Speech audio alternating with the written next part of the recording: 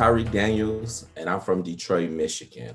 Around 12 years ago, maybe 11, back in Atlanta, I was in a long-term relationship, and we went on a business trip in Miami. He worked for a corporation, and he was like one of the top in his corporation. So they flew us to Miami, an all-paid resort. One afternoon in Miami, I walked into the bathroom, and he was in the bathroom, and it was like blood everywhere. He refused to go to the hospital. He was like, I'm fine. I'm like, clearly you're not fine. But I made him make a promise to me that once we got back home in Atlanta, that he would go to the hospital, right?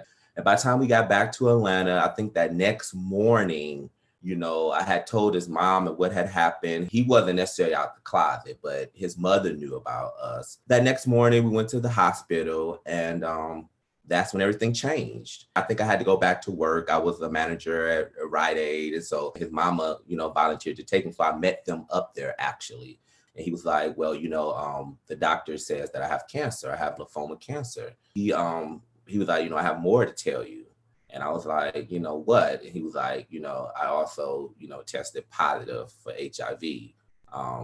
Well, I think he might have even said full-blown AIDS at that time. I was real big on using condoms and different things like that. So, but I still didn't know. I got tested that day. I came back negative. We go back to the house, and he's having to take chemo. I had to end up going to, changing my work schedule where I can go and take him to chemo in the morning between me and his mom. Me and his mom didn't really have the best relationship. But then other families started coming to the house, to check in on him and stuff like that. And I think during that time, he expressed to them who I was as his partner, but they never even knew he was gay. And I remember one Sunday afternoon, his great aunts and his aunts coming over to the house and basically told me to my face, you did this to my nephew. The way you guys live is what happened to my nephew. This is a punishment to him for what y'all doing in his house. And so I was very kind of like pushed out in a lot of ways when his family came to visit. I remember the last time he was rushed to the hospital, and he was like, I was laying by sitting by his bedside, and his mom, I think she had went outside, and he was like, I want to come back home. I want to come back home with you tonight. And he was like begging me. And I remember just telling him, you're going to come home. You're eventually going to come home, giving him some kind of reassurance. And that was the last conversation I had with him. His mom called me and said that he had passed away. So I didn't, the last words that I had with him was, I want to come home. And it was nothing I can do about that. I did reach out to her like, well, I wanted to be a part of it. And, I was told that, it was family business. I get to the funeral, and all the pews are filled. There's no space for me. So I had to find a space like in the back of the church. And so that feeling stuck with me. And when I got back to Atlanta, of course, I couldn't afford the place that we stayed in together.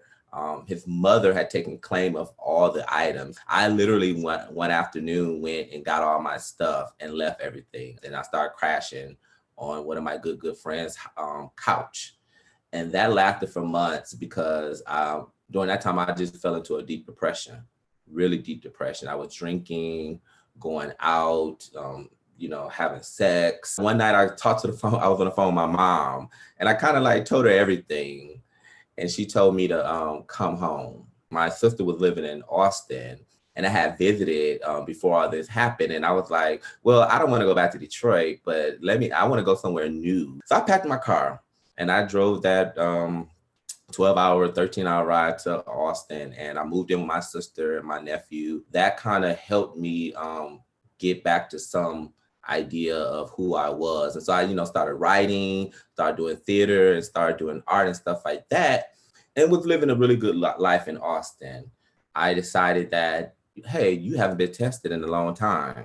I remember them, coming in. It was like, when the last time you were tested? This was after, I took the test, and they wanted to talk about my sexual, the same stuff they talk about. The doctor came in there, and I knew it. I knew I was HIV positive, and that was the information that I got. I didn't really feel no way. I kind of just got numb. I was like, it was my fate. But a lot of me inside of me took me back to Atlanta. It took me back to the day that my partner found out that he was HIV positive. It took me back to that bathroom where I saw the blood. It took me back to the funeral. And so I had all this phobia in my own mind because of those experiences. So I went on about my life. I would see back home, like, so and so passed away. And I would just kept seeing like all these RIPs. So people saying they probably died of HIV, or I know that they were doing meth. It's around 2019. Why is Black 20 and 21-year-olds, or I don't know, anybody dying from HIV? Because I was on my medicine. And, I started to do more like self-reflect and work in the community. And I realized it was really stigma. So I decided that I wanted to be the visibility for our community. I wanted to be the voice for those who could live with HIV and thrive with HIV.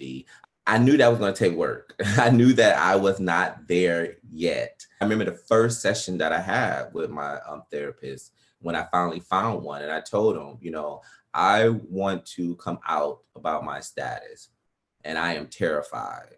And we worked together for months. All of 2019, we worked together. I started to do more spiritual practices. I started doing sage. I started calling on my ancestors. I started lighting up incense. I started doing, Aruba practices, different African practices.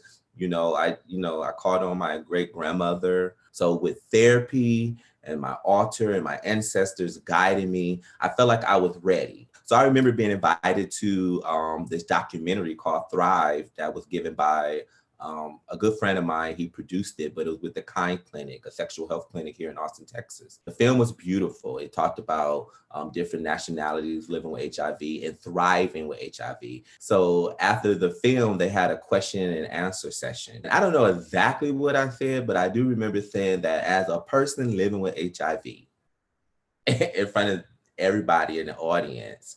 And so that was my coming out. That was the first time I had ever said it in a public platform. And I was like, hey, let me keep going. I decided to come out on my podcast and talk about it. And I remember titling the podcast Living with HIV.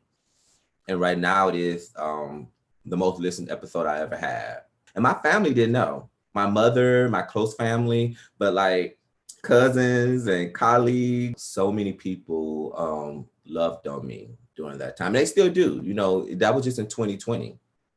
So this was just a year ago that I've been trying to use my voice. This is the 10th year since my partner passed away.